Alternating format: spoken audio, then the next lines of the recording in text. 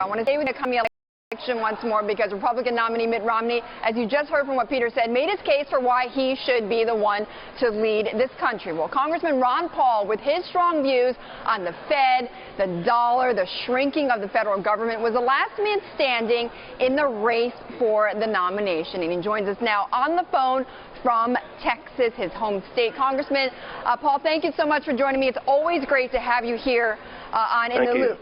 Now, Congressman, of course, there's been a lot happening over the last few days at the Republican National Convention, including your own delegates walking out of the convention because they were not happy with the way they were being treated by the party. Overall, having watched the speech last night by Romney, by the way, you have not endorsed Mitt Romney.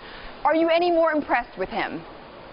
Well, first off, yes, some of the delegates walked out, but a lot of them were kicked out because they didn't get seated, although they had won fairly and squarely, so that was part of the problem. Yes.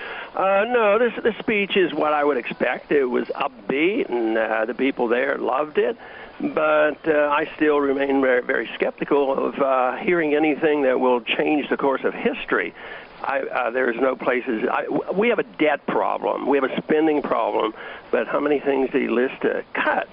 And I guess the most disturbing thing is, of course, the engine of our problem is the Federal Reserve. There was no talk of the Federal Reserve. And one of the engines of spending is militarism and empire. And he enhanced it. He was pushing on this. Interesting enough, Clint Eastwood said a few things in his speech. That may be the reason the Romney people are being unhappy, because he was complaining about Obama saying, well, he was going to get out of Afghanistan. He said, why don't they come out tomorrow? Mm-hmm.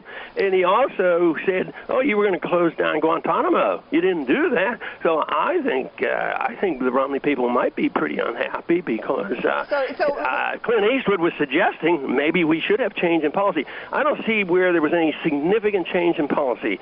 It was positive, it was upbeat, it was pro-American type of thing, but no change in economic policy, no change in spending, and hopefully he's right and he's going to create all these jobs, but quite frankly, only the market creates jobs. Governments can, presidents don't do it. So, Congressman, what would get your endorsement then? What you're saying is that you want to hear more specific plans about cuts in spending, which you said you didn't hear, but also you want to hear more about what he would want to do with the Fed. Now, Mitt Romney has said, though, that he supports various bills to audit a congressional audit of the Fed. He said he would not reappoint Ben Bernanke. That's not enough? Well, see, Bernanke is, a target, but Bernanke is just a Fed chairman. It's central banking that is a problem. Why do we have a consensus in central banking that you can inflate when you want, print money? Now we're worried about unemployment. Say, what tool are they going to use? The only thing they have is print money. They have printed money like crazy. They've tripled the money supply. The banks are flooded with money. And then we pay them, the Fed pays them to put the money in storage. So no, we have to hear some stories and changes. If central banking fails, it's price fixing. The most important thing in a market economy is have free market rates of interest to tell people what's going on. And we haven't had that. That creates your bubbles. It creates the crisis. And then when you further fix the rate of interest, it prolongs the agony. So what you want is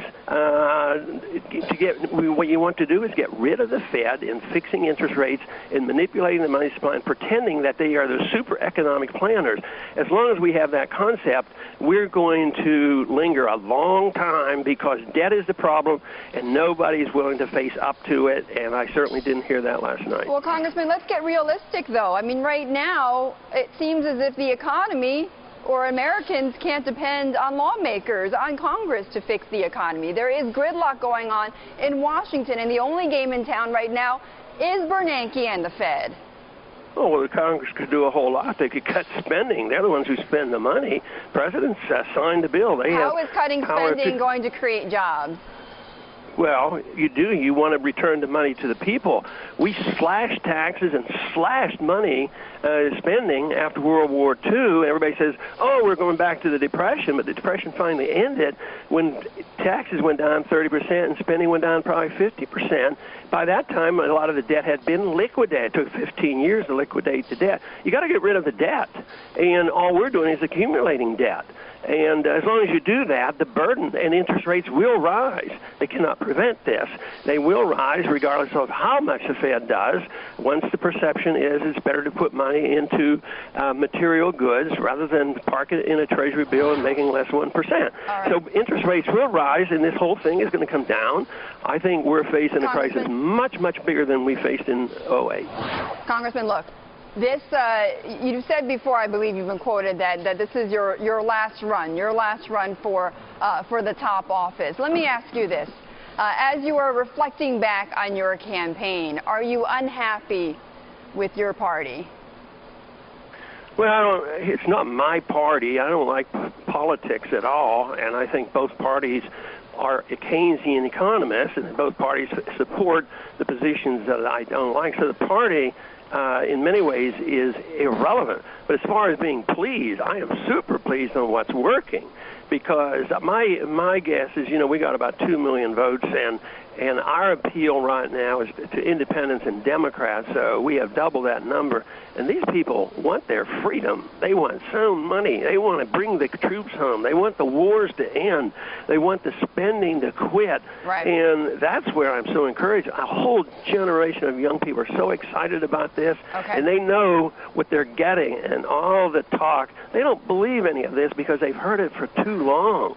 And now they're energized. So I am super energized and optimistic about what's happening because the ideas are changing. What I'm talking about is an ideological revolution, and it's much bigger than a lot of people realize.